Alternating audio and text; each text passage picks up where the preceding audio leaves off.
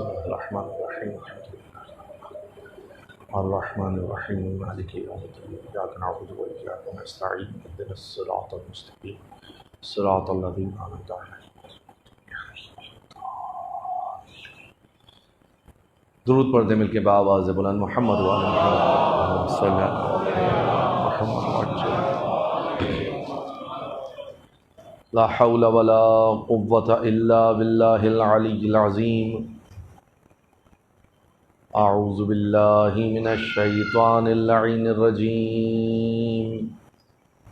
بسم الله الرحمن الرحيم. الحمد لله رب العالمين بارئ الخلائق أجمعين مالك يوم الدين. الصلاة والسلام على أشرف الأنبياء والمرسلين خاتم النبيين رحمة للعالمين الذي دنا فتدلى فكان قاب قوسين أو أدنى سيدنا ومولانا أبي القاسم محمد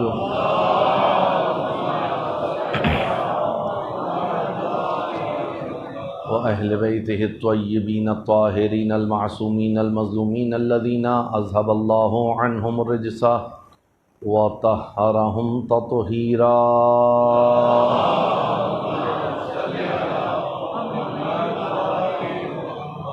سيما بقية الله الأعظم روحي وأرواح العالمين لتراب مقدمه الفداء واللعنة الدائمة الباقية الأبدية على أعدائهم ومنكري فضائلهم وغاصبي حقوقهم أجمعين من يوم ظلمهم وعداوتهم وغصبهم إلى قيام يوم الدين.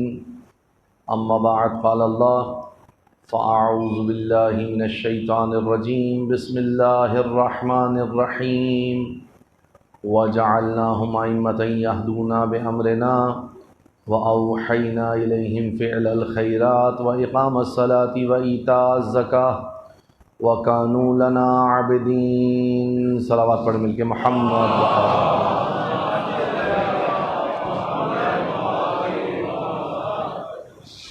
رمز بقائے تشیع کے عنوان کے تحت امام شناسی کے سلسلے میں ہماری بحث جاری ہے، اور اس سلسلے کی آج پروردگار عالم کے لطف و کرم کے ساتھ 8ویں نشست و مجلس ہے. گزشتہ مجالس میں آپ اہل ایمان کی خدمت میں سورہ مبارکہ انبیاء کی 73ویں آیت کے ذیل میں کچھ نکات کو بیان کیا. اس آیہ مجیدہ میں پروردگار عالم ارشاد فرما رہا ہے بسم اللہ الرحمن الرحیم وجعلناہم ائمہ، ہم نے ان کو امام قرار دیا ہے. یہدون بامرنا، یہ ہمارے امر سے ہدایت کے فریضے کو انجام دیتے ہیں. وَأَوْحَيْنَا إِلَيْهِمْ فِعْلَ الْخَيْرَاتِ، ہم نے ان کی جانب وحی کی ہے اچھے کاموں کی. وَإِقَامَ الصَّلَاةِ، نماز کو قائم کرنے کی. وَإِيتَاءَ الزَّكَاةِ، زکوٰۃ کو ادا کرنے کی.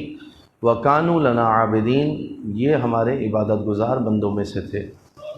جہاں بھی آپ ولایت حق کے تسلسل میں امامت کا موضوع قرآن مجید میں سنیں گے کہ جب پروردگار عالم نے انبیاء علیہم السلام میں سے کسی کو امامت کے عہدے سے مشرف کیا تو وہاں صراحت کے ساتھ پروردگار عالم یہ ارشاد فرما رہا ہے کہ امامت کا منصب ہم دینے والے ہیں. تم یہ گمان نہ کرنا کہ یہ امامت کا منصب کوئی اور دے گا. اور مسلسل ایک جملہ جو میں ہر مجلس میں بیان کر رہا ہوں ہمارے جوانوں کو ازبر ہو چکا ہوگا کہ امامت کا مرتبہ اور عہدہ ایسا ہے کہ اس کے بارے میں پروردگار عالم نے کسی کو حق ہی نہیں دیا کہ وہ کسی کو امام قرار دے. اب یہاں پر بات اصطلاحی امام کی ہو رہی ہے، نہ لغوی امام کی. یہ وضاحت میں دے چکا ہوں کہ کوئی شخص اپنے لیے رہنما، پیشوا، امام مقرر نہیں کر سکتا. یہ خداوند متعال نے اپنے پاس انتظام رکھا ہے. نبی علیہ الصلاۃ والسلام، انبیاء علیہم السلام اعلان کریں گے امامت کا. خود امام معصوم دوسرے امام کی امامت کا اعلان کریں گے، ان کے بارے میں خبر دیں گے، لیکن امام بنانے والا پروردگار عالم ہے. بس پروردگار عالم اس مقام کو اس انداز سے بیان کر رہا ہے. کہیں پر کہہ رہا ہے انی جاعلک للناس اماما، میں آپ کو لوگوں کے لیے امام قرار دیتا ہوں. کہیں پر کہہ رہا ہے وَجَعَلْنَاهُمْ أَئِمَّةً، ہم نے ان کو امام قرار دیا ہے۔ اور اسی ذیل میں آپ کے سامنے بیان کر رہے تھے کہ اہل بیت اطہار علیہ السلام کی جو روایات ہیں، مل کے صلوات پڑھ دیں محمد و آل محمد کا۔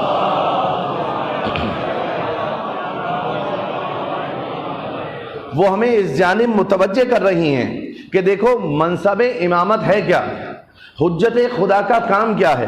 حجت خدا فقط حلال و حرام کو بیان کرنے نہیں آئے، یعنی یہ ایک ان کا کار منصبی ہے کہ وہ حلال کو حلال کہیں اور اس کا تعارف کرائیں، حرام کو حرام کہیں اور اس کا تعارف کرائیں۔ پس وہ یہ تعارف فقط کرانے نہیں آئے، اس کے علاوہ جو دیگر امور ہیں کہ جس میں ان کو رہنمائی کرنی ہے، وہ رہنمائی کا نتیجہ یہ ہوگا کہ میں اور آپ لقاء اللہ کی منازل تک پہنچے۔ حتیٰ فقط جنت میں پہنچانے کا ہدف بھی حجت خدا کا نہیں ہے، جنت کا درجہ اس مقام سے نیچے ہے کہ جس مقام پر حجت خدا مجھے اور آپ کو پہنچانا چاہ رہے ہیں، اور وہ مقام ہے لقاء اللہ، یعنی اللہ سے ملاقات کا مرحلہ۔ اب اللہ سے ملاقات میں اور آپ ان آنکھوں کے ساتھ، اس سماعت کے ساتھ، اس زبان کے ساتھ، اس مادی وجود کے ساتھ نہیں کر سکتے، لیکن وہ منازل کے جس کے ذریعے میں اور آپ خداوند متعال کے لقاء کی منزل پر پہنچے، ملاقات کی منزل پر پہنچے، یہ کمال حجت خدا کا ہے کہ امت کو اس مقام تک لے کر جائیں۔ مل کے صلوات پڑھ دیں محمد و آل محمد کا۔ بات یہ بھی درست ہے کہ وہ جنت میں پہنچانے کے لیے آئے ہیں، بات یہ بھی درست ہے کہ وہ حلال و حرام کو بتانے کے لیے آئے ہیں، لیکن یہ ان کے کاموں میں ایک کام ہے، نہ یہ کہ تمام کام یہی ہے۔ مثلا جب ہم کسی بچے کو کسی ایسی چیز کے بارے میں بتاتے ہیں کہ جس کے بارے میں ابھی وہ نہیں جانتا، تو اس کی کمال معرفت پر ہم نہیں لے کر جاتے۔ مثلا آپ یہاں سے اپنے بچے کو کربلا لے کر جائیں، وہ پوچھے گا کہ کربلا میں کیا ہے، آپ کہیں گے کربلا میں سید الشہداء علیہ السلام کی قبر مطہر ہے۔ آپ یہ فرمائیں گے کہ وہاں جا کر امام حسین علیہ السلام کی تم زیارت کرنا، ان کی قبر کی زیارت کرنا، اس سنہرے گنبد کی زیارت کرنا، اس ایوان طلا کی زیارت کرنا، ان رواقوں کی زیارت کرنا، اس حرم میں داخل ہونا، اس فضا کو محسوس کرنا، یہ ساری چیزیں بہت پیچھے ہیں۔ اصل کربلا میں حسین ابن علی علیہ السلام کا وجود مقدس ہے۔ اسی لیے جب میں اور آپ دعا کرتے ہیں تو دعا میں یہ نہیں کہتے کہ پروردگار مجھے کربلا میں روضہ حسین کی گنبد کی زیارت کرا۔ اسی لیے جب میں اور آپ دعا کرتے ہیں تو یہ نہیں کہتے کہ مجھے ایوان طلا کی زیارت کرا۔ ہم اور آپ یہ نہیں کہتے کہ ہمیں فقط رواق کی زیارت ہو، بلکہ دعا کیا کرتے ہیں؟ اللہم ارزقنا فی الدنیا زیارت الحسین، اے اللہ مجھے دنیا میں حسین کی زیارت کرا۔ ہم اس قبر کی زیارت کے لیے جاتے ہیں، لیکن صاحب قبر کی زیارت کی تمنا کرتے ہیں، تو اصل ہدف ہمارا زیارت حسین ابن علی علیہ السلام ہے۔ اسی طریقے سے ائمہ معصومین علیہم السلام مجھے اور آپ کو جنت میں پہنچانے کے لیے آئے ہیں، لیکن جنت سے بالاتر ایک درجہ ہے جو جنت کا خالق ہے اس سے ملاقات کرانا، جو جنت میں دودھ کی نہریں بہ رہی ہیں اس کے خالق سے ملاقات کرانا، جو جنت میں نعمات ہیں اس کے خالق سے ملاقات کرانا۔ پس اگر خالق سے ہٹ کر اس جنت کو سوچا تو تمہاری ذہنیت مادی رہ جائے گی، اور اگر ان مادیات کو ہٹا کر خالق کی طرف توجہ ہو گئی اور اس سے ملاقات کا اشتیاق ہو گیا تو یہی کار امامت ہے، یہی معصومین علیہم السلام کا کام ہے۔ اسی لیے آپ کو متعدد روایات میں نظر آئے گا، کل میں نے امیر المومنین علی بن ابی طالب علیہ السلام کی روایت کو آپ کے سامنے بیان کیا کہ بصرہ کے منبر پر امیر المومنین علیہ السلام نے کہا مجھ سے پوچھو، مجھ سے سوال کرو، اس سے پہلے کہ تم مجھے کھودو، میں زمین کے راستوں سے زیادہ آسمان کے راستوں سے واقف ہوں۔ اسی طریقے سے امام باقر علیہ السلام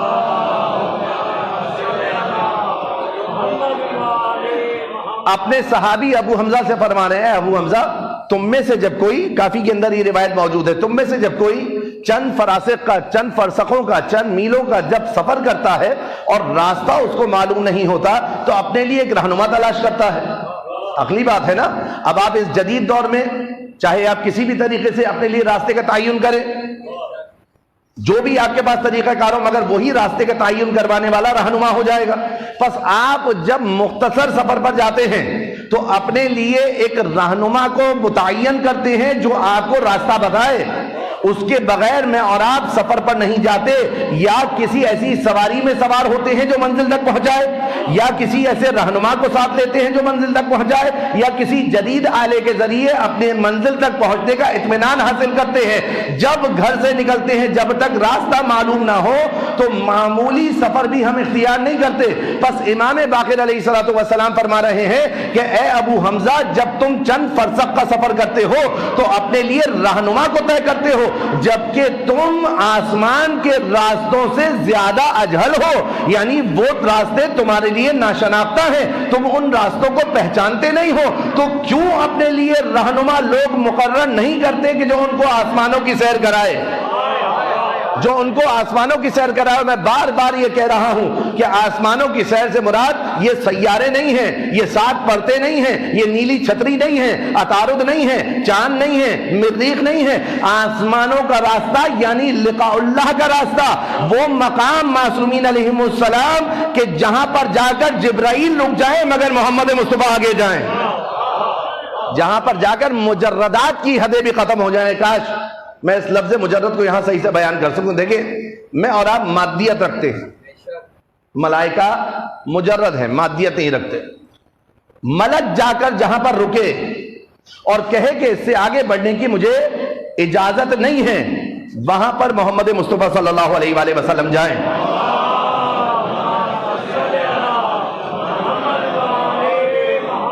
اگر لوگ اس پر تعجب کرتے ہیں، آپ کو مکاتب فکر اسلامی میں مختلف مکاتب اس بات پر بحث کرتے ہوئے نظر آئیں گے کہ رسول اللہ کی معراج جسمانی تھی یا روحانی تھی۔ یہ بحث اکثر علمی حلقوں کے اندر چھڑی رہتی ہے۔ الحمدللہ ہمارا عقیدہ ہے کہ جسمانی معراج تھی۔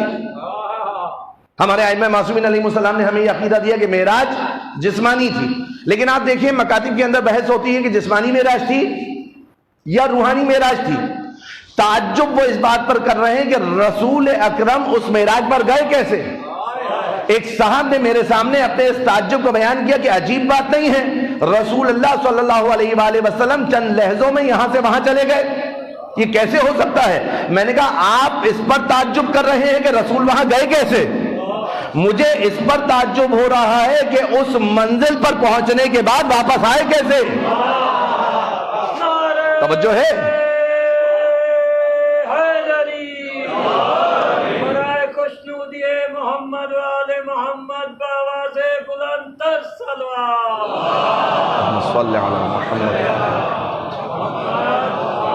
لوگ اس پر تعجب کر رہے ہیں کہ رسول اللہ وہاں گئے کیسے۔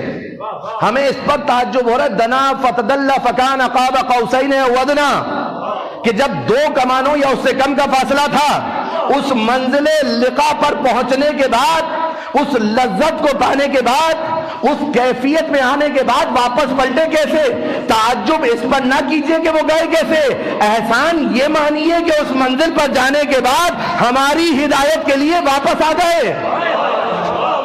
یہ احسان ماننے کی بات ہے، یہ شکر ادا کرنے کی بات ہے کہ اس منزل پر پہنچنے کے بعد کہ ہر مومن میں اور آپ اس کیفیت کو شاید اس انداز سے بیان نہ کر سکے۔ پھر مجھے سہارا لینا ہوگا عزاداری کا، پھر مجھے سہارا لینا ہوگا کربلا کا، کہ میں اور آپ جب زیارت کے لیے جاتے ہیں اپنی زندگی میں سے کچھ دن مخصوص کر کے کہ مولا کی زیارت کے لیے جا رہے ہیں، اس کے لیے روایات ہیں کہ مومن کی زندگی میں وہ دن شمار نہیں ہوتے، یعنی اس کی زندگی بڑھتی ہے، اور اس کے علاوہ دیگر فضیلتیں۔ لیکن جب زیارت کر کے پلٹ رہے ہوتے کتنا سخت ہوتا ہے، کتنا سخت ہوتا ہے۔ حجت خدا کی زیارت سے پلٹنے کے موقع پر میری اور آپ کی کیفیت کیا ہوتی ہے، یعنی وہ ایک روحانی کیفیت ہے نا، ایک روحانی کیفیت ہے کہ جس میں میں اور آپ شاید اتنی آسودگی کے ساتھ وہاں نہ رہ رہے ہوں، شاید اتنی آرام سے زندگی نہ گزار رہے ہوں، سفر بھی کیا ہے، تھکن بھی ہے، خستگی بھی ہے، شدت بھی ہے، موسم بھی وہاں کا شدید ہے، یہ ساری چیزیں اپنی جگہ، لیکن وہاں سے پلٹنا ہمارے لیے کتنا مشکل ہوتا ہے۔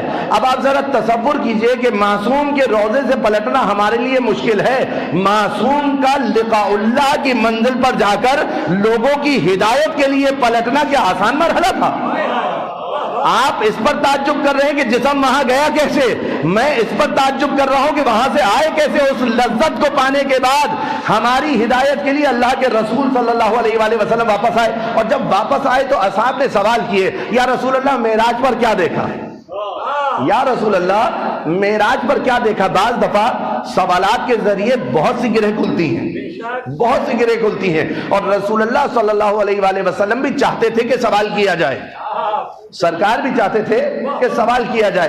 جب سرکار سے سوال ہوا یا رسول اللہ آپ نے کیا دیکھا؟ کہا بے پردہ عورتوں کا یہ انجام دیکھا، سود کھانے والوں کا یہ انجام دیکھا، بخل کرنے والوں کا یہ انجام دیکھا، بے نمازیوں کا یہ انجام دیکھا، اور گناہ کرنے والوں کو یہ انجام دیکھا، اور ایک اور چیز دیکھی۔ یا رسول اللہ وہ کیا دیکھا؟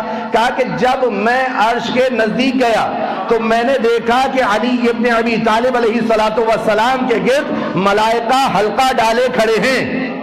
توجہ کا طالب ہوں، یہ روایت بڑی دقت سے سنیے گا، یہ روایت شیعہ مصادر میں آئی ہے۔ وہ جو آپ سنتے ہیں نا پردے کے اس پار اور پردے کے اس پار، تو اس پار اور اس پار والا عقیدہ ہمارا نہیں ہے، کیونکہ ہم خدا کے لیے محدودیت کے قائل نہیں ہیں۔ وہ روایت جو اس پار اور اس پار والی ہے، پردے والی ہے، وہ عبید اللہ امرتسری نے اپنے کتاب ارجح المطالب کے اندر بیان کی ہے، وہ شیعہ مدارک سے نہیں آئی، لیکن یہ روایت شیعہ مدارک سے آئی ہے۔ کیا روایت ہے؟ کہ جب رسول اللہ صلی اللہ علیہ وآلہ وسلم عرش خدا کی زیارت کے لیے اور صاحب عرش کی زیارت کے لیے جب عرش کے پاس پہنچے تو رسول اللہ نے دیکھا کہ امیر المومنین علیہ السلام کا وجود اقدس وہاں پر ہے اور ملائکہ ان کے گرد حلقہ ڈالے ہوئے ہیں۔ یہاں پر امیر المومنین علیہ السلام کو دیکھ کر رسول اللہ صلی اللہ علیہ وآلہ وسلم نے سوال کیا۔ آقا ناظم زادہ قمی صاحب نے اپنی کتاب میں اس روایت کو نقل کیا ہے بہار سے۔ امیر المومنین کو دیکھ کر رسول اللہ نے سوال کیا، اچھا رسول اللہ ہیں کون؟ پہلے تو یہ سمجھ لیجئے، آپ سب سمجھتے ہیں لیکن تبرکاً بیان کر رہا ہوں، رسول کون ہیں؟ رسول اس کے آقا ہیں جو منبر پر بیٹھ کر کہے لو کشف الغطا مزدت تو یقینا، آسمان کے پردے چاک کر دیے جائے تو علی کے یقین میں رتی برابر اضافہ نہ ہو۔ اس کا آقا جبرائیل سے سوال کر رہا ہے، تو ہر دفعہ سوال اس لیے نہیں ہوتا کہ نہیں معلوم، بعض دفعہ سوال کچھ اہمیتوں کو اجاگر کرنے کے لیے ہوتا ہے، کچھ منزلتوں کو بتانے کے لیے ہوتا ہے، کچھ مقامات کی تبیین کے لیے ہوتا ہے۔ پس رسول اللہ صلی اللہ علیہ وآلہ وسلم نے سوال کیا جبرائیل کیا علی بھی ساتھ آئے ہیں؟ کہا یا رسول اللہ علی ساتھ نہیں آئے، اور ساتھ نہ آنے کی حکمت بھی عجیب ہے، ساتھ نہ آنے کی حکمت بھی عجیب ہے۔ زمین حجت خدا سے خالی نہیں رہ سکتی، پس جب ایک حجت گئی ہے معراج پر تو ایک حجت کا زمین پر ہونا ضروری ہے۔ تو کہا علی تو ساتھ نہیں آئے، تو کہا پھر یہ کیا ہے؟ کہا کہ یہ ملائکہ کی استدعا پر، ملائکہ کی التجا پر، ملائکہ کی خواہش پر پروردگار عالم نے ایک ملک کو ہو بہو علی ابن ابی طالب جیسا خلق کیا ہے شکل میں، جس کی شکل و شمائل ہو بہو علی جیسی ہے۔ کہا کیوں؟ کہا اس لیے کہ ملائکہ پروردگار عالم کی بارگاہ میں ملتجی ہوتے تھے کہ پروردگار ہمیں زمین پر جانے کی اجازت دے تاکہ علی کی زیارت کر سکے، تاکہ علی کے چہرے کو دیکھ کر کچھ خاص عبادت کر سکے، تاکہ علی ابن ابی طالب کے دیدار سے اپنی آنکھوں کو ٹھنڈا کر سکے۔ تو اللہ نے ہو بہو علی ابن ابی طالب کی شبیہ ایک ملک کی صورت میں قرار دی ہے۔ ملائکہ اس کی زیارت کرتے ہیں اور اللہ کی حمد کرتے ہیں، اس کا شکر ادا کرتے ہیں۔ تو عزیزان محترم، آج ہمیں آپ شبیہ بنانے پر متہم نہ کریں، یہ طریقہ ہم نے ملائکہ سے سیکھا ہے، یہ طریقہ ہمیں متہم نہ کریں۔ محمد علی محمد بلند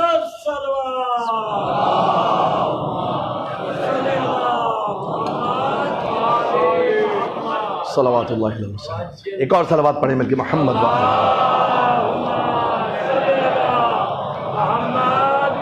درست ہے، وہ ملک ہے علی نہیں، توجہ رکھیے گا، شبیہ ہے اصل نہیں، لیکن ملائکہ زیارت کر کے یاد کو تازہ کر رہے ہیں نا۔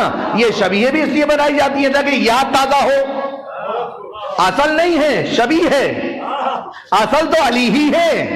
اور علی کا مقام یہ کہ یہ ایک عام ملک کی بات ہو رہی ہے جس کو شبیہ بنایا ہے۔ علی جانتے ہیں کون ہے، کب ان کا نور خلق ہوا ہے؟ آئیے پھر روایت کی طرف چلتے، ایک اور صلوات پڑھیں مل کے محمد و آل محمد۔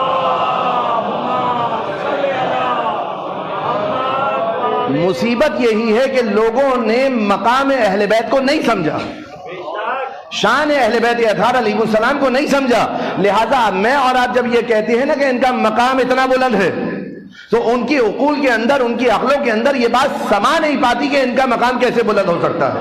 ابھی آنے سے پہلے اصول کافی میں ایک روایت پڑھ رہا تھا، امام فرماتے کہ کسی کے دل میں ہماری محبت پیدا نہیں ہو سکتی مگر یہ کہ خدا اس کے دل کو پاک کرے۔ اس کے دل میں ہماری محبت کا ہونا یہ بتا رہا ہے کہ اس کا دل پاک ہے، لہذا خدا بند متعال نے ضرب قرار دیا ہے محبت اہل بیت اطہار علیہ السلام کا اس دل کو، تو اس سے پہلے اس کو پاک کیا ہے۔ یہ ہے مقام اہل بیت اطہار علیہ السلام۔ اب آپ ذرا درک کیجئے کہ اہل بیت اطہار علیہ السلام کی خلقت، ان کی تینت، ان کا وجود کب کا ہے؟ میرے اور آپ کے نوے امام محمد تقی علیہ السلام فرماتے ہیں، اصول کافی میں ہی یہ روایت موجود ہے۔ اصول کافی منابع روائی میں ہماری مستند ترین کتابوں میں شمار ہوتی، ہماری ان کتابوں میں شمار ہوتی کہ جس کی ایک اہمیت ہے، ارزش ہے، جس کا ایک مقام و منزلت ہے۔ اس اصول کافی میں امام تقی علیہ السلام کی روایت ایک راوی ہے محمد بن سنان، یہ آتا ہے امام علیہ السلام کے پاس، امام سے ایک سوال کرتا ہے مقام اہل بیت کے بارے میں اور دیگر مسائل کے بارے میں۔ امام علیہ السلام اس کو جواب دیتے ہیں۔ امام فرماتے ہیں یا محمد، یعنی اے محمد بن سنان، ان اللہ تبارک و تعالی لم یزل متفردا بوحدانیتہ، اللہ تبارک و تعالی اپنی وحدانیت میں منفرد ہے۔ اس نے دین کے بارے میں سوال کیا کہ مولا مجھے صحیح دین کے بارے میں بتائیے، لوگ کچھ اس طرف جا رہے ہیں، کچھ اس طرف جا رہے ہیں، مجھے ایسا راستہ بتا دیجئے کہ جس پر میں چلوں تو یہاں بھی کامیاب رہوں، وہاں بھی کامیاب رہوں۔ لیکن یہ ہے حجت خدا جو لقاء اللہ کی منازل طے کرواتا ہے۔ امام تقی علیہ السلام نے فرمایا کہ اللہ تبارک و تعالیٰ اپنی وحدانیت میں منفرد ہے، ایسی توحید جیسی توحید ہمارے پاس ہے، ایسی توحید کسی کے پاس نہیں۔ جوانان جا کر اگر اپنے عقائد کو پڑھنے کے بعد جا کر دوسروں کی عقائد و کلام کی کتابوں کو کھولیں گے نا تو ان کو نظر آئے گا کہ توحید دراصل ہے کہاں۔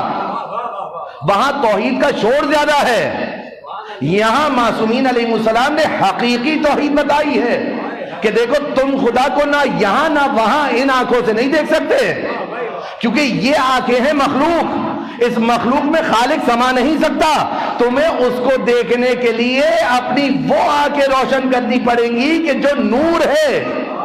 جب نورانی آنکھوں کو روشن کرو گے تو نور خدا دکھائی دے گا، پھر تم اس کی زیارت کر پاؤ گے۔ تو امام نے فرمایا ان اللہ تبارک و تعالی لم یزل متفردا بوحدانیتہ، اللہ اپنی وحدانیت میں منفرد ہے، نہ اس کی ذات میں کوئی شریک، نہ اس کے افعال میں کوئی شریک، اور نہ ہی اس کی توحید میں کوئی شریک۔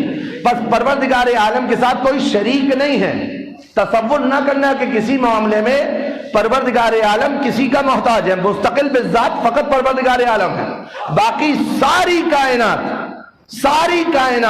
پروردگار عالم کی محتاج ہے، سب محتاج ہے، کیا انبیاء، کیا ائمہ، کیا اولیاء، کیا ملائکہ، سب خدا بند متعال کے محتاج ہے۔ توحید کون سکھا رہا ہے؟ میرے اور آپ کے نوے امام۔ ان اللہ تبارک و تعالی لم یزل متفردا بوحدانیتہ، اور جب خلقت کا مرحلہ آیا ثم خلق محمدا وعلیا وفاطمہ، جب مراحل خلقت، جب خلقت کا ارادہ کیا پروردگار عالم نے تو سب سے پہلے جس مخلوق کو خلق کیا ہے اس کا نام ہے محمد، علی اور فاطمہ۔ سب سے پہلے کون سی مخلوق خلق ہوئی ہے؟ ثم خلق محمدا وعلیا وفاطمہ۔ ان تین انوار کو بیان کیا ہے، توجہ کیجئے گا، ان تین انوار کو بیان کیا ہے، لیکن یہ تین اس لیے بیان کیے ہیں کہ ان سے ہٹ کر باقی کوئی نور ہے ہی نہیں۔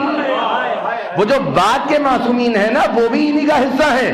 مقام نورانیت میں سب محمد مصطفیٰ صلی اللہ علیہ وآلہ وسلم کی نورانیت رکھتے ہیں۔ مل کے صلوات پڑھیں محمد و آل محمد۔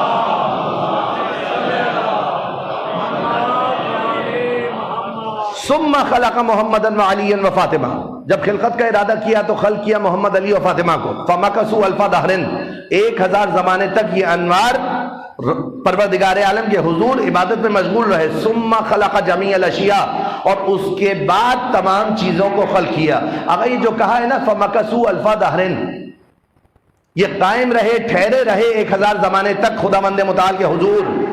ابھی کوئی اور مخلوق نہیں ہے، ابھی مخلوقات میں سے کوئی بھی نہیں ہے۔ یہ زمانے کا تعین میں اور آپ کیسے کرتے ہیں؟ زمانے کا تعین میں اور آپ کیسے کرتے ہیں؟ سورج کے غروب اور طلوع ہونے کے ذریعے میں اور آپ زمانے کا تعین کرتے ہیں. وہاں پر ابھی سورج خلق ہی نہیں ہوا، ابھی لیل و نہار ہے ہی نہیں، ابھی تو ملائک ہے ہی نہیں، ابھی تو کچھ بھی نہیں ہے. ثم خلق محمد و علی و فاطمہ فمکثوا الف دہر. تو یہ 1000 زمانہ کون سا ہے؟ یہ یا خدا جانے یا اس کے رسول جانے یا اہل بیت اطہار جانے، کیونکہ میرے اور آپ کے ذہن میں اتنی صلاحیت نہیں ہے کہ زمانے کا تعین کریں بغیر ان مخلوقات کی مدد کے. تو جب میں اور آپ ان مخلوقات کی مدد کے بغیر زمانے کا تعین نہیں کر سکتے، تو اب آئیے ذرا دیکھیے کہ جن کی وجہ سے زمانہ خلق ہوا، ان کی مدد کے بغیر کیا میں اور آپ زندگی میں آگے بڑھ سکتے ہیں؟ ان کی مدد کے بغیر میں اور آپ دین میں آگے بڑھ سکتے ہیں. ثم خلق جمیع الاشیاء. پھر اس کے بعد 1000 زمانوں کے بعد پروردگار عالم نے تمام چیزوں کو خلق کیا. جب تمام چیزوں کو اللہ نے خلق کیا تو ان کی اطاعت کو ان کے سامنے پیش کیا، جس کو میں گزشتہ مجالس میں آپ کے سامنے بیان کر رہا تھا. ان کی اطاعت کو، ان کی ولایت کو، ان کے مقام کو، ان کی منزلت کو ان مخلوقات کے سامنے پیش کیا. بات کہاں سے نکلی تھی؟ سرا کھونا جائے جوانان عزیز. علی کے نور کی، علی کے وجود کی شبیہ ایک ملک کو قرار دیا ہے. اب اس ملک کو جو شبیہ قرار دیا ہے نا، توجہ کیجئے گا علی کا مقام کیا ہے، علی کی منزلت کیا ہے. یہ فضیلت علی ابن ابی طالب کی نہیں ہے کہ ملک کو ان کی شبیہ بنایا ہے، یہ فضیلت اس ملک کی ہے کہ علی کی شبیہ بنا ہے. اس طرف توجہ کیجئے، فضیلت ملک کی ہے، یہ امیر المومنین کی فضیلت ہے. علی ابن ابی طالب علیہ السلام اس مقام و منزلت پر ہے جو فضیلتوں کے محتاج نہیں ہیں. بعد میں ساری مخلوقات خلق ہوئی، ان کے سامنے ولایت کو پیش کیا، اطاعت کو پیش کیا. جنہوں نے قبول کیا ان کے مقامات بلند ہوئے، جنہوں نے قبول نہیں کیا ان کے مقامات اسفل ہوئے. یہ جو آج میرے اور آپ کے ذہن میں سوال اٹھتا ہے نا کہ ہم شیعہ گھرانے میں کیوں ہوئے، ہم اس گھرانے میں کیوں ہوئے، تو اس کا جواب یہی ہے کہ جس نے قبول کر لیا وہ کامیاب ہو گیا، اور جس نے قبول نہیں کیا وہ پیچھے رہ گیا. لیکن اس کے بعد بھی اللہ نے ہدایت کا دروازہ کھولا ہوا ہے. آج بھی جو قبول کرنا چاہے حر بن کر آ جائے. اب جب سب کے سامنے ان کی ولایت کو پیش کیا، ان کے مقام کو پیش کیا، جس نے قبول کر لیا فبہا. اور پھر اس کے بعد اس روایت میں امام فرماتے ہیں فہم، پس یہ جن کے نام لیے گئے ہیں، فہم کون؟ محمد، علی، فاطمہ. توجہ کیجئے گا، فہم یحلون ما یشاؤون. میں نے آپ سے عرض کیا نا، خالی حلال و حرام کو بتانے نہیں آئے ہیں، یہ خالی حلال و حرام کو بتانے نہیں آئے ہیں. صرف ان کا مقصد آنے کا ہی نہیں، ایک کام یہ ہے کہ صحیح طریقے سے حلال و حرام کو میرے اور آپ کے سامنے بیان کر دیں. لیکن صرف کام یہ نہیں ہے. پس اسی حلال و حرام کے حوالے سے جب یہ مجھے کسی کام کو انجام دینے کا کہیں تو میں اس کو انجام دوں، جب کسی سے روکیں تو اس سے رک جاؤں. اسی میں مجھے ایسی ترقی ملے گی کہ میں ان منازل کو طے کر پاؤں گا. یہ بھی انہی کا صدقہ ہے. فَهُمْ يُحِلُّونَ مَا يَشَاءُونَ. توجہ کیجئے گا، یہ وہ ہیں، کون فرما رہا ہے؟ یہ امام تقی علیہ السلام. یہ وہ ہیں جسے چاہیں حلال کریں. یہ نہیں کہا کہ یہ وہ ہیں جو حلال کو بیان کریں. فَهُمْ يُحِلُّونَ مَا يَشَاءُونَ. یہ وہ ہیں کہ جسے چاہیں حلال کریں. فَهُمْ يُحِلُّونَ مَا يَشَاءُونَ وَيُحَرِّمُونَ مَا يَشَاءُونَ. یہ وہ ہیں کہ جسے چاہیں حرام کریں. آقا حلال کو بیان کرنا اور حلال کرنا یہ دو الگ الگ چیزیں ہیں. یہ جس کو کہہ دے وہ حلال ہے، یہ جس کو کہہ دے وہ حرام ہے، یہ الگ منزل ہے. ایک دفعہ ہے کہ ان کا بیان کیا ہوا حلال و حرام کوئی بیان کرے، اس کا بھی مقام بہت ہے، اس کی بھی منزلت بہت ہے، اس کے لیے بھی روایات ہمارے پاس موجود ہیں. آپ جا کر دیکھیں فقہا کے بارے میں جو روایات ہمارے پاس آئی ہیں وہ روایات کیسی ہیں. اہل بیت اطہار علیہ السلام نے مکتب امامیہ کے فقہا کو کیا مقام اور کیا منزلت دی ہے، کیا شان دی ہے. آپ دشمن کے پروپیگنڈے میں مت آئیے، خصوصاً جوانان عزیز. دشمن کی پھیلائی ہوئی اسرائیلی روایات کے ذیل میں جو توہین علماء کی جاتی ہے اس کے اثر میں نہ آئیے. معصومین علیہ السلام نے جو روایات مکتب کے علماء کے لیے بیان کی ہیں اس طرف توجہ کیجئے کہ اہل بیت اطہار علیہ السلام کس انداز سے اپنے مکتب سے وابستہ اپنے عمل کا احیاء کرنے والے افراد کی ثنا کر رہے ہیں، مدحت کر رہے ہیں. اللہ اکبر. وہ بھی ایک فضیلت ہے حلال و حرام کو بیان کرنا صحیح طریقے سے. لیکن اہل بیت اطہار علیہ السلام صرف حلال و حرام کو بیان کرنے کا اختیار نہیں، بلکہ اختیار کہا ہے کہ جس کو کہے حلال وہ حلال، جس کو کہے حرام وہ حرام. کیا مقام ہے؟ یہ مقام بہت بلند ہے. یعنی یہ جسے حرام کہتے وہ حرام ہو جائے، یہ جسے حلال کہتے وہ حلال ہو جائے. کیوں؟ ہم نے ان سے دین لیا ہے. فَهُمْ يُحِلُّونَ مَا يَشَاءُونَ وَيُحَرِّمُونَ مَا يَشَاءُونَ. اب اس کے آگے جو عبارت ہے وہ میرے اور آپ کے لیے بہت لطیف ہے، کیونکہ معصوم کا کلام ہے نا. معصوم کسی بات کو تشنا نہیں چھوڑتا، معصوم کے کلام میں جھول نہیں پایا جاتا. امام معصوم علیہ الصلوۃ والسلام آگے بڑھ کر کہنے لگے کہ یہ وہ ہیں جسے حلال کرے وہ حلال، جسے حرام کرے وہ حرام. وَلَن يَشَاءُوا إِلَّا أَن يَشَاءَ اللَّهُ. ہرگز یہ کسی چیز کو حلال نہیں کہتے مگر یہ کہ مرضی خدا ہو کہ وہ حلال ہو. یہ کسی چیز کو حرام نہیں کہتے مگر یہ کہ مرضی خدا ہو کہ وہ حرام ہو. یعنی مرضی خدا کے تابع ہو کر ان کا ایک ایک عمل ہے. اب یہ جسے حرام کہیں گے یعنی خدا اسے حرام کہہ رہا ہے. اب یہ جسے حلال کہیں گے یعنی خدا اسے حلال کہہ رہا ہے. کسی کو حق حاصل نہیں ہے ان کا حلال کیا ہوا حرام کر دے یا ان کا حرام کیا ہوا حلال کر دے.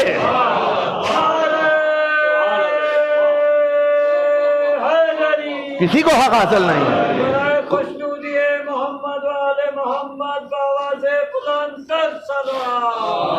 اللہم صلی علی محمد. اگر کسی کو حق حاصل نہیں ہے، حلال محمد حلال الی یوم القیامہ وحرامہ حرام الی یوم القیامہ. رسول اللہ کا حلال کیا ہوا تا صبح قیامت حلال ہے. آپ کو کوئی اس کے اندر اپنی بات کو داخل کرنے کی اجازت نہیں ہے کہ آپ رسول اللہ کے حلال کردہ کو اپنی بنیاد پر کہہ دیں کہ دو چیزیں انہوں نے تو حلال کی تھی میں حرام کر رہا ہوں. آپ کے پاس یہ اختیار کہاں سے آیا؟ آپ کو وہی حلال کہنا ہے جو رسول اللہ کہہ کے گئے، آپ کو وہی حرام کہنا ہے جو رسول اللہ صلی اللہ علیہ وآلہ وسلم کہہ کے گئے. اسی لیے میں نے اور آپ نے ان سے دین لیا ہے. حضرات معصومین علیہ السلام سے ہم نے جو دین لیا ہے اسی لیے لیا ہے کیونکہ ہمیں اطمینان ہے کہ یہ جس کو حلال کہہ رہے ہیں خدا کے نزدیک وہ حلال ہے، یہ جس کو حرام کہہ رہے ہیں خدا کے نزدیک وہ حرام ہے. اسی لیے ہمارے فقہا اپنی زندگی کے 50 سال گزار دیتے ہیں اس بات میں کہ ان کے حلال کو سمجھے، ان کے حرام کیے ہوئے کو سمجھے. مجھے اور آپ کو ان کا احسان مند ہونا چاہیے کہ جو اپنی زندگی کے اتنے سال اس لیے گزار دے کہ مجھے اور آپ کو علوم آل محمد سے روشناس کرائے، مجھے اور آپ کو صحیح طریقے سے راہ اہل بیت پر چلنے کی پریکٹس کروائے، سعادت دلوائے. توفیق تو من جانب اللہ ہے. پس عزیزان محترم یہ اہل بیت اطہار علیہ السلام کا مقام. تو اب ان کی خلقت کب ہوئی ہے؟ کب ہوئی ہے ان کی خلقت؟ ابھی کچھ بھی نہیں تھا، ابھی کچھ بھی نہیں تھا. یہ جو ملک علی کی شبیہ بنا ہے نا، علی ابن ابی طالب کی فضیلت نہیں ہے. یہ مت گمان کیجیے گا یہ علی کی فضیلت ہے، کیونکہ علی وہ صاحب فضیلت ہیں جن کو مصطفیٰ اپنے دوش پر سوار کریں. علی ابن ابی طالب علیہ السلام کے لیے ایک جگہ وہ ملک ہے جس کی زیارت دوسرے ملائک کر رہے ہیں، اللہ کی تسبیح کر رہے ہیں. عجب سلیقہ سکھایا ہے. اس روایت نے بھی ہمیں عجب انداز و سلیقہ اور ادب سکھایا ہے کہ دیکھو جب علی جیسے امام کی یاد آئے نا تو اللہ کی حمد کیا کرو تاکہ تمہارے دل کے اندر جو ٹھنڈک ہے یہ اللہ نے ڈالی ہے. اس خدا کی حمد کرو کہ جس نے محبت علی سے تمہیں سرشار کیا ہے، جس نے محبت علی کی وجہ سے تمہیں پاکیزہ کیا ہے. عجب روایت ہے. روایت کا کوئی ایک پہلو نہیں ہوتا. معصوم کے کلام میں 70 جہات ہوتی ہیں، 70 جہات ہوتی ہیں. میں 70 بھی میں من باب مثال کہہ رہا ہوں. میں اور آپ تحقیق کرتے رہے. ابھی کچھ خلق نہیں ہوا، ابھی کچھ بھی خلق نہیں ہوا. اسی لیے تو استاد جبرائیل کہا جاتا ہے. ابھی جبرائیل بھی خلق نہیں ہوا. جب نور جبرائیل علیہ السلام خلق ہوا اور اس سے خدا نے سوال کیا من انت و من انا، تو کون ہے اور میں کون ہوں؟ تو جانتے ہیں جبرائیل نے جواب کیا دیا؟ انا و انت انت، میں ہوں تو ہے. خدا نے سوال کیا من انت و من انا، میں کون اور تو کون، یا تو کون اور میں کون؟ تو جبرائیل نے جواب دیا، جواب بہت اچھا دیا. دیکھیں ابھی خلق ہوا ہے، ابھی اس معرفت کی منازل پر نہیں پہنچا ہے، لیکن پھر بھی یہ کہہ رہا انا انا وانتا انتا. معرفت بڑھائی کس نے؟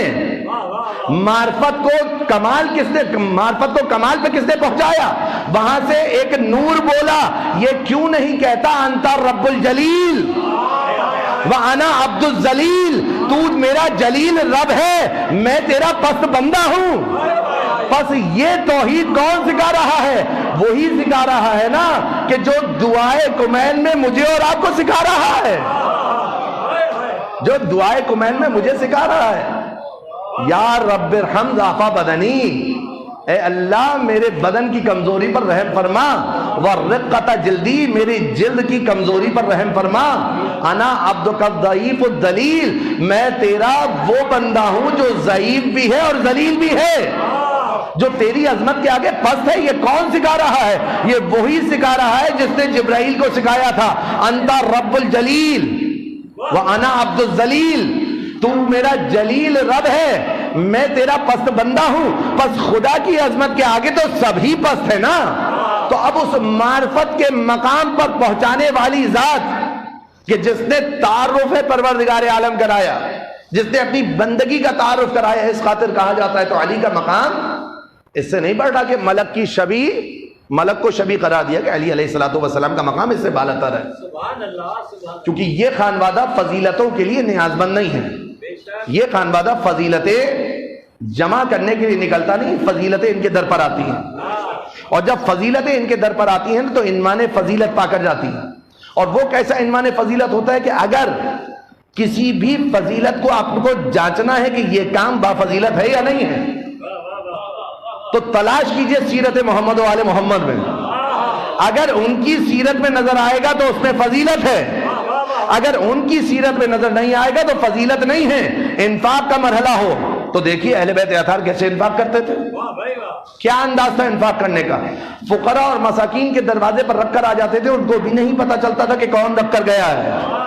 وہ بات الگ کہ آج کا میڈیا کسی اور کے لیے یہ دکھائے کہ دروازے پر جا کر رکھ کر آ جائیں، اس کو پتا نہ چلے، لیکن سیرت دراصل محمد و آل محمد کی ہے. طریقہ کار محمد و آل محمد کا ہے کہ فقراء کو بھی پتہ نہ چلے کہ کون دے کر گیا ہے. لیکن جب حل عطا آنی تھی تو آج روٹیاں لے کر نہیں جا رہے. آج گھر میں افطار کے دسترخوان پر بیٹھے ہیں، کبھی ملک فقیر بن کر، کبھی اسیر بن کر، کبھی یتیم بن کر دروازے پر دستک ہو رہی ہے، روٹیاں لے کر جا رہے ہیں. آج روٹیاں لے کر اس لیے نہیں گئے کہ کل کو کوئی مفسر جب قلم اٹھائے تو یہ نہ لکھ دے کہ حل عطا کے منتظر تھے اس لیے روٹیاں دے رہے تھے، حل عطا کے منتظر تھے اس لیے روٹیاں دے رہے تھے. ان کا آج نہ دینا بتا رہا ہے کہ یہ حل عطا کے منتظر نہیں ہے، حل عطا منتظر ہے، اسی لیے ملائک کو بھیجا جا رہا ہے، اسی لیے ملائک کو بھیجا جا رہا ہے. علی ابن ابی طالب علیہ السلام کی فضیلت یہ مت سمجھیے گا، میں اتنی وضاحت اس لیے کر رہا ہوں کہ کوئی یہ نہ سمجھے کہ یہ علی کی فضل نہیں، وہ ملک کی فضیلت ہے. کل میں علم اس کو دوں گا جو کرار ہوگا، جرار ہوگا، غیر فرار ہوگا، خدا اور رسول کو دوست رکھتا ہوگا، خدا اور رسول اس کو دوست رکھتے ہوں گے، وہ خدا اور رسول کا مطیع ہوگا. دوسرے دن رسول اللہ صلی اللہ علیہ وآلہ وسلم نے پرچم تیار کیا، علم تیار کیا، مجمع پر نگاہ کی، سب نظر آئے، رسول اللہ صلی اللہ علیہ وآلہ وسلم کو علی دکھائی نہ دیے. سوال کیا اینا علی، علی کہاں ہے؟ کہا یا رسول اللہ عشب چشم میں مبتلا ہے. بلایا گیا، رسول اللہ صلی اللہ علیہ وآلہ وسلم نے اپنا لعاب فیض علی ابن ابی طالب علیہ السلام کے چشم میں لگایا، آنکھوں کی سرخی کافور ہو گئی، علی کے ہاتھ میں علم دے دیا.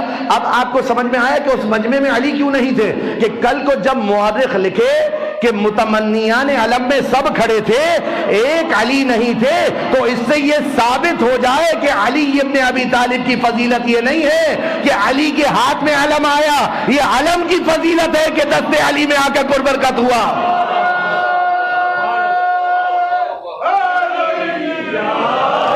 یہ علی کی فضیلت نہیں کہ علی علمدار بنے، علم کی فضیلت ہے کہ دست علی میں آ کر برکت ہوا. اسی لیے اس کے بعد سے آج تک یا علم علی والوں کے ہاتھ میں نظر آئے گا یا علی والوں کے گھر پہ نظر آئے گا.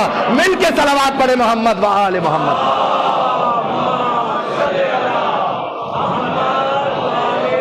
اور ایک اور بات کہہ دوں کہ جب یہ علی والے پرچم اٹھائیں گے نا تو لاکھوں باطل پرچم ان کے آگے گھٹنے ٹیکتے ہوئے نظر آئیں گے. جب ان علی والوں کے ہاتھ میں یہ پرچم اور اقتدار آئے گا تو دنیا کو سمجھ میں آئے گا کہ حقیقی اقتدار ہے کیا. کل تک جس کو روک رہے تھے پھر بعد میں اسی پہ پہرے دیتے ہوئے نظر آئیں گے. مل کے صلوات پڑھے محمد و آل محمد. توازن برقرار کرتے ہیں نا علی والے, توازن برقرار کرتے ہیں. بس عزیزان محترم یہ ان کی فضیلت نہیں ہے. جنگ کرتے کرتے میرے مولا کی تلوار ٹوٹ گئی, جنگ کر رہے تھے تلوار ٹوٹ گئی.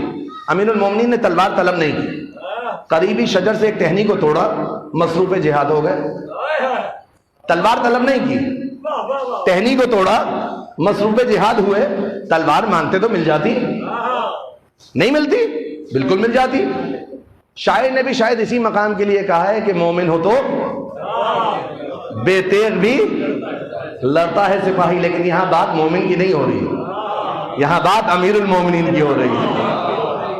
قریبی شجر سے ایک ٹہنی کو توڑا, مصروف جہاد ہوئے. ایسا جہاد کیا کہ یہ جہاد خدا کو اتنا پسند آیا کہ ذوالفقار بھی بھیجی, ساتھ میں قصیدہ خواہ ملک بھی بھیجا. ملک آیا, قصیدہ پڑھتا ہوا آیا, لا فتح الا علی لا سیف الا ذوالفقار. نہ کوئی جوان علی جیسا ہے, نہ کوئی تلوار ذوالفقار جیسی ہے. آقا اگر تلوار مانگتے تو تلوار مل جاتی, مگر علی کا نام مانگنا بتا رہا ہے کہ علی کو ذوالفقار کی تمنا نہیں ہے. علی کے لیے یہ فضیلت نہیں ہے کہ ذوالفقار ہاتھ میں آ رہی ہے, یہ ذوالفقار کی فضیلت ہے کہ دست علی میں آ رہی ہے. ان کو ان فضیلتوں کی کیا ضرورت؟ فضیلتیں خود ان کی دہلیز پر آتی ہیں. اتنے فضائل آپ کے سامنے بیان کیے, اور میں جب بھی اس ردیف کو بیان کرتا ہوں کسی بھی مجلس میں تو یہ کہہ دیتا ہوں کہ اگر جوانوں میں سے کوئی جوان آداب مجلس سے واقف نہ ہوتا تو کھڑے ہو کر پوچھنے کا حق رکھتا تھا کہ مولانا ابھی تک آپ اتنے فضائل بیان کر رہے ہیں, یہ کہہ رہے ہیں فضیلتیں ان کی دہلیز پر آ رہی ہیں, یہ بتائیے کہ علی کی ولادت کعبے میں ہوئی؟ تو جواب یہاں ہوئی. اب آپ یہ بتائیے کہ فاطمہ بنت اسد کعبے گئی تھی یا کعبہ چل کر فاطمہ بنت اسد کے گھر آیا تھا؟ بھئی آپ کا ادعا دعویٰ یہ ہے نا کہ فضیلتیں ان کے در پر آتی ہیں, یہ فضیلتوں کو لینے نہیں جاتے, اور جو ان سے منسوب ہو جائے وہی فضیلت کہلاتی ہے. تو اب فاطمہ بنت اسد گئی تھی یا کعبہ چل کر آیا تھا؟ تو دست ادب جوڑ کر جی ہاں فاطمہ بنت اسد صلوات و سلام اللہ علیہا ہی گئی تھی. مگر دیکھنا یہ ہے کہ اگر فضیلت لینے گئی ہیں تو دروازے سے جائے گی, اور اگر کعبہ فضیلت دینا چاہتا ہے تو دیوار کعبہ شق ہو کر مادر علی کا استقبال کرتی ہوئی نظر آئے گی.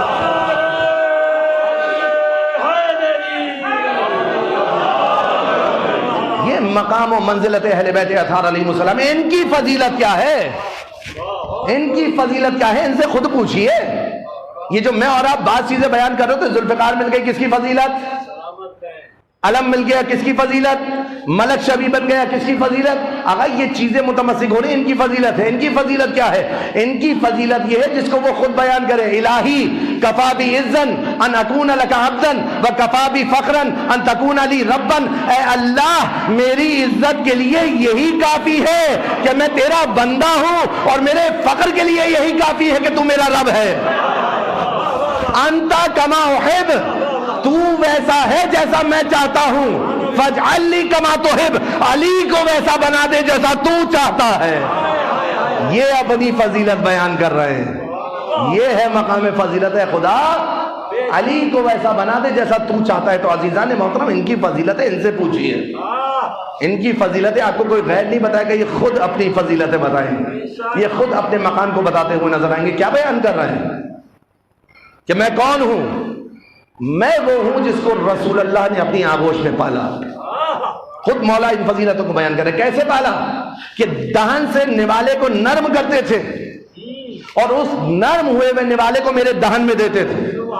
اس طریقے سے مجھے علم بھرایا ہے جیسے پرندہ اپنے بچے کو بھراتا ہے. خود اپنی فضیلت ہے. میں رسول کے سینے پر سویا کرتا تھا, میں رسول کے بستر پر سویا کرتا تھا. رسول ایک لہجہ بھی مجھے اپنے آپ سے جدا نہیں کرتے تھے. میں ایک لہجہ بھی رسول اللہ سے جدا نہیں ہوا. جب غار حرا میں کسی کو جانے کی اجازت نہیں تھی, میں تھا کہ غار حرا میں رسول اللہ کے ساتھ رہا کرتا تھا. جب پہلی وحی آئی تھی اور شیطان نے اس پر جزا و فضا کی تھی اور میں نے رسول اللہ سے پوچھا تھا یا رسول اللہ یہ کیسی صدا ہے، یہ کیسی صدا ہے؟ کہا کہ یہ شیطان کے رونے کی صدا ہے، کیونکہ اب وہ مسلمانوں کو، مومنین کو، راہ ہدایت پر آنے والوں کو اے علی اس وحی کے نور کی وجہ سے گمراہ نہیں کر سکتا، لہذا اس نے آج جزا اور فضا بلند کی ہے۔ جب میں نے سنا نا تو رسول اللہ نے کہا یا علی انت تسمع ما اسمع وترى ما ارى، اے علی تم تو وہی سنتے ہو جو میں سنتا ہوں، تم وہی دیکھتے ہو جو میں دیکھتا ہوں۔ تو اب یہ سوال کیسا یعنی اس مقام پر ہے علی ابن ابی طالب علیہ السلام، میں وہ ہوں کہ جس سے رسول اللہ صلی اللہ علیہ وآلہ وسلم نے اپنی بیٹی کا عقد کیا، میں وہ ہوں جس کو رسول اللہ صلی اللہ علیہ وآلہ وسلم نے کل ایمان قرار دیا۔ تو عزیزان محترم ان کی فضیلتیں ان سے پوچھیے، یہ خود اپنے فضائل کو بیان کریں گے اور اس لیے بیان کریں گے تاکہ حجت خدا کی معرفی ہو سکے، تاکہ حجت خدا کی پہچان ہو سکے۔ معصوم، پھر کہہ رہا ہوں نعوذ باللہ، ستائش طلب نہیں ہوتا، معصوم قطعاً ستائش طلب نہیں ہوتا، یہ تو میری اور آپ کی عادت ہے اور قبیح عادت ہے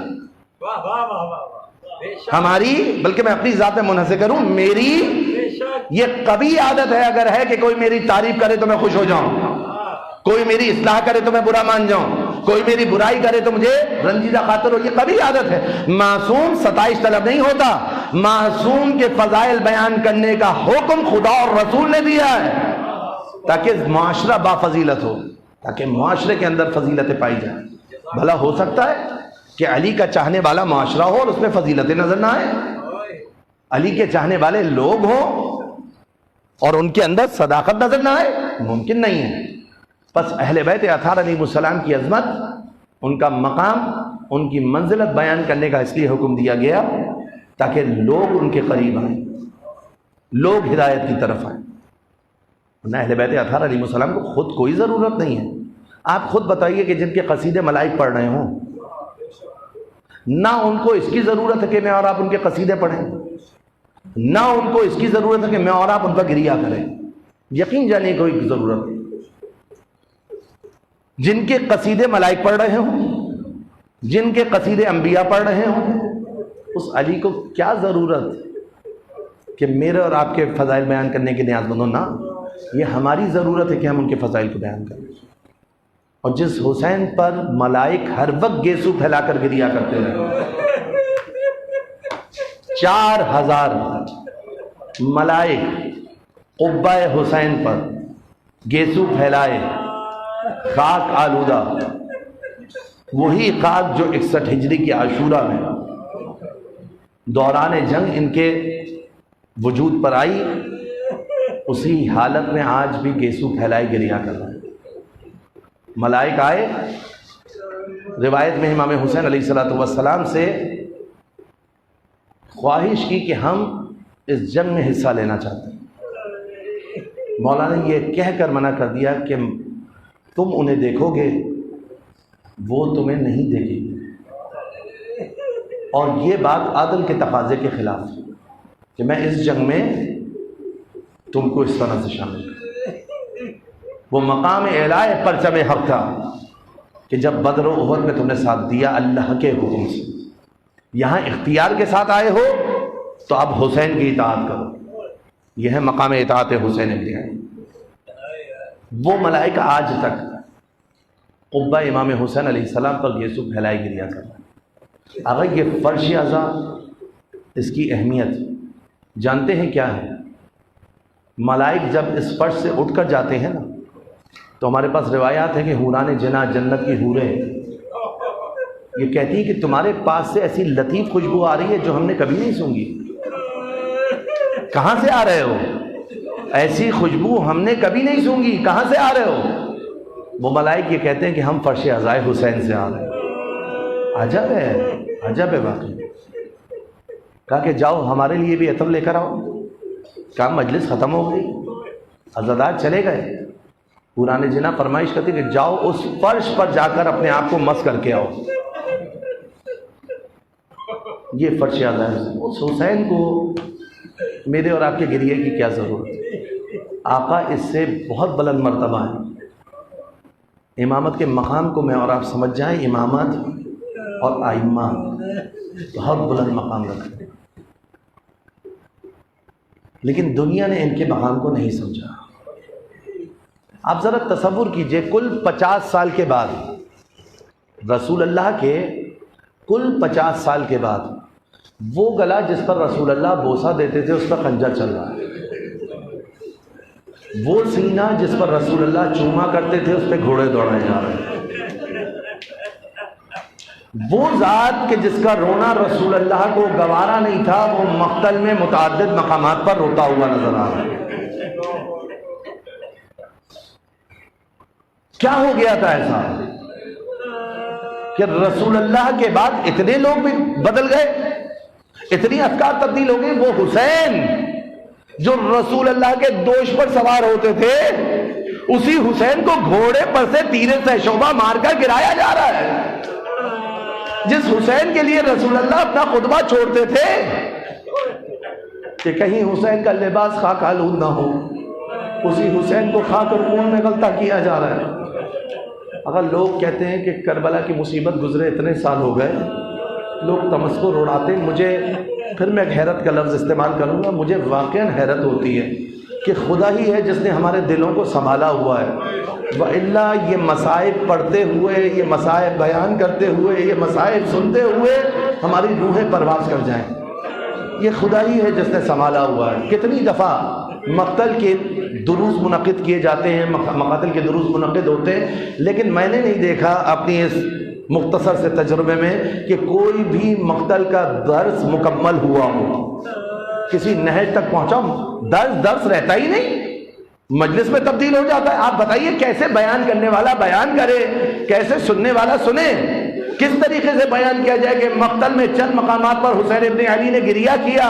ان میں سے پہلا وہ مقام تھا کہ جب کڑیل جوان بیٹا ایڑیاں رگڑ رہا تھا، حسین ابن علی سرہانے پہنچے، دیکھا فرزند نے ایک ہاتھ سینے پہ رکھا ہوا ہے، ایک ہاتھ زمین پر مل رہے ہیں، ایڑیاں زمین پر رگڑ رہے ہیں۔ حسین ابن علی قریب گئے، زخم کو ٹٹولا، اب جو زخم کو ٹٹولا برچی کی انی کو محسوس کیا، برچی کو کھینچا، ادھر برچی کا کھچنا تھا، روح کا پرواز کرنا تھا، حسین نے بلند آواز سے گریہ کیا۔ مقتل نے لکھا فبکا بکان شدیدہ، حسین نے شدید بکا کیا۔ اور کون سا مقام تھا کہ جب بھتیجے کو اپنے ہاتھ سے آراستہ کر کے مقتل میں بھیجا، قاسم کو بڑی دیر میں اجازت دی، اب قاسم کے ناک کی نہ کوئی زرہ ہے نہ کوئی خود ہے، قاسم کو بھیجا، امام حسن کا امامہ پہنایا۔ جب قاسم میدان میں آئے نا، حمید ابن مسلم بیان کرتا ہے کہ ایک پسر، ایک فرزند، ایک جوان خیمہ حسینی سے نکلا، جوان کا لفظ بھی نہیں ہے، ایک بچہ خیمہ حسینی سے نکلا، اس کا چہرہ ایسے چمک رہا تھا، خرج الغلام، ایک غلام، ایک فرزند خیمے سے خارج ہوا، چہرہ کیسے چمک رہا تھا، کشقت القمر، 14ویں رات کے چاند کی طرح۔ جب اس راوی کو یہ چہرہ 14ویں رات کا چاند لگ رہا ہے، ذرا حسین کے دل سے پوچھئے کہ قاسم کا چہرہ کیسا تھا۔ جب قاسم نے صدا دی، حسین سراہنے پہنچے، مرثیہ پڑھا، اے میرے لال، تیرے چچا کے لیے بہت سخت ہے کہ تو مدد کے لیے پکارے، اور وہ جب مدد کے لیے پہنچے تو پہنچنے کا کوئی فائدہ نہ رہے۔ مقتل نے لکھا فبکا بکان شدیدہ، حسین نے اس موقع پر شدید بکا کیا۔ ایک اور مرحلہ آیا جب کڑیل جوان بھائی بازو کٹا کر، آنکھ میں تیر کھا کر، زخموں پر زخم کھا کر گھوڑے سے گرا، صدا دی یا سیدی و مولائی علیک منی سلام۔ حسین ابن علی ٹھوکرے کھاتے ہوئے کمر خمیدہ عباس کے سرہانے پہنچے، بھائی کے سر کو سب شفقت سے اٹھا کر زانوں پر رکھا۔ عباس علمدار گویا ہوئے آقا، غلام آخری وقت بھی زحمت نہ دیتا، اگر بازو سلامت ہوتے، چاہتا ہوں آخری وقت آپ کی زیارت کر لوں، میرے آنکھوں کا لہو صاف کر دیجئے۔ امام نے آنکھوں کے لہو کو صاف کیا، عباس نے حسرت کی نگاہ چہرے پر ڈالی، آنسو بہنے لگے۔ امام نے دلاسا دیا، بھیا ابھی کچھ دیر میں نانا رسول اللہ کے حوض سے بابا علی تمہیں سیراب کریں گے۔ عباس کے بہتے ہوئے آنسو بتا رہے ہیں، آقا رونا اس بات کا نہیں ہے کہ عباس کی آنکھ میں تیر لگا، عباس کے بازو قلم ہوئے، عباس کو زخم آئے، آقا رونا اس بات کا ہے میرے سرہانے آپ آ گئے جب آپ گھوڑے سے گرے۔ تو کون ہوگا جو اس سر نازنی کو آغوش میں لے؟ عباس کی روح پرواز کر گئی. مقتل نے لکھا فبکا بکان شدیدہ، حسین نے شدید بکا کیا. اب ایک اور مرحلہ سن لیجئے، ایک اور مرحلہ سن لیجئے. جب ایک ننھا سا لاشا حسین ابن علی خیمے کی طرف لے کر آئے، صبح سے لاشیں لانے والا حسین، نہ جانے اس ننھے لاشے میں کیا سنگینی تھی. 7 مرتبہ آگے بڑھے، 7 مرتبہ پیچھے ہٹے. انا للہ و انا الیہ راجعون، رضا بقضائہ و تسلیما لامرہ. ایک مرتبہ حسین داخل خیمہ ہوئے، ایک بچی آگے بڑھی، باپ کی ابا کو تھام لیا. بابا بھیا کو سیراب کرا لائے. بابا میں بھی بہت پیاسی تھی. اب جو ابا کا دامن ہٹایا، بچے کا ننھا سا گلا تیرے سے شعبہ سے چنا ہوا نظر آیا. ماں حیران ہو کر آگے بڑھی، کبھی گلے کے زخم کو دیکھا، کبھی اس ننھے وجود کو دیکھا، اور ایک جملہ کہا، یا بنیا، اے میرے لال، مثلو کا تنہر، کیا تجھ جیسے بھی نہر کیے جانے کے قابل ہے؟ بس حسین پشت خیمہ آئے، ننھی سی لہر تیار کی، اصغر کو اس میں لٹایا، قدموں کی جانب سے خاک کو ڈالنا شروع کیا. اب اصغر کا نازنی چہرہ تھا، کربلا کی گرم خاک تھی. حسین کی ہمت نہیں ہوتی کہ اسے چہرے پر گرم خاک ڈالے. چہرے کو پھیر لیا، اور اس وقت مولا کی نگاہوں نے گویا مجھے اور آپ کو دیکھا. تو صبح قیامت آنے والے ایک ایک شیعہ کو یاد کیا. جناب سکینہ فرماتی ہے، میرے بابا نے اشعار پڑھے، اے شیعتی شیعتی لیتکم فی یوم عاشوراء جمیعا تنظرونی کیف استسقیل طفلی فابوا یرحمونی. اے میرے شیعوں، کاش تم روزے عاشوراء ہوتے، دیکھتے میں کیسے طفل صغیر کے لیے پانی طلب کر رہا تھا. اشقیاء نے مجھ پر رحم کرنے سے انکار کر دی. اشقیاء نے مجھ پر رحم کرنے سے انکار کر دیا. یہ کہہ کر قبر کو بند کیا. فبکا بکان